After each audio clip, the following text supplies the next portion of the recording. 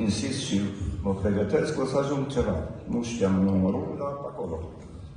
Care sunt valorile pe care considerați că vi le-ați dezvoltat în calitate de jucător pentru viață?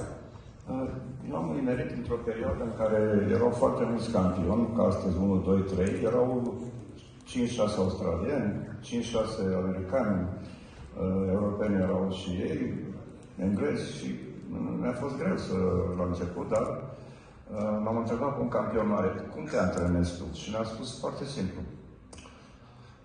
El mi-a spus, dar tu cum te antrenezi? Eu mă antrenez 3 ore pe zi. Zice, nu e bine ce faci. Înscrie-te la toate probele, la simplu, la dublu și la dublu mixt. De asta am turnee Grand Slam la toate etapa. Simplu, dublu și dublu mixt. Excelent! Dacă astăzi ați fi față în față cu dumneavoastră mai tânăr, ce sfat v-aș da? Să plec mai devreme din România. Deci n-am putut plec până la 20 de ani, care e foarte târziu. Astăzi copiii campionii sunt și la 15 ani. La Wimbledon, câștigă Wimbledon la 16-17 ani. Aia anii care i-am pierdut, aia poate am folosit mai departe. Cât de important este talentul pe lângă muncă și disciplină? Talentul e important, cum spuneam și înainte. Nu putem să forțăm un copil să facă un sport care place părinților.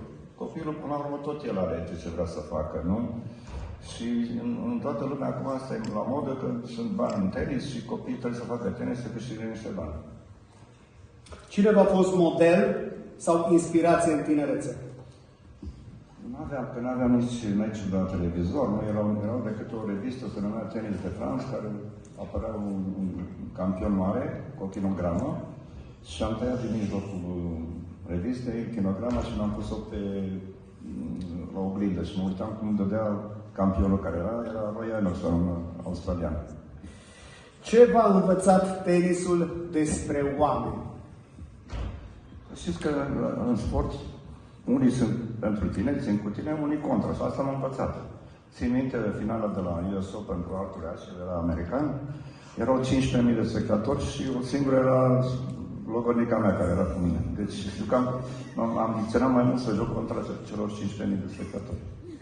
Și ultima întrebare pentru dumneavoastră, dacă ați putea retrăi un singur meci, care ar fi meciul acela? O să-mi întreb pe domnul Cel, meci de Cupa Davis, care am pierdut 3 finale, ăla ar fi. Mulțumim, a fost pentru noi domnul Ilie Năstase, urând de aplauze, nu s-a